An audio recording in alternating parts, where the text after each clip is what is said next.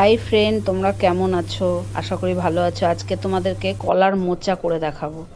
কলার মোচাটা একটু কেটে ভিজিয়ে রেখেছি এমনি জলে, তারপর ওটাকে সেদ্ধ করে রাখলাম।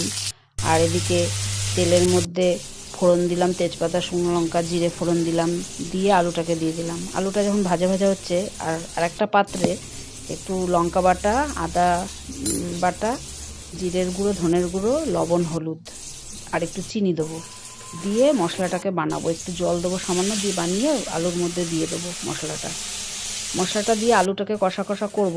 তারপরে মোচাটাকে দিয়ে দেবো। মোচাটাকে দিয়ে একটু ঢেকে ঢেকে বানাবো। এটা তো জল দেওয়া যাবে না, শুকনো শুকনো বানাতে হবে এটা। তারপরে আরেকটা পাত্রে একটু বড়ি ভেজে রেখেছিলাম।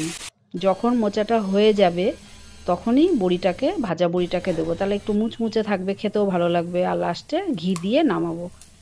আর তোমরা বাড়িতে করে দেখবে, আশা করি তো অবশ্যই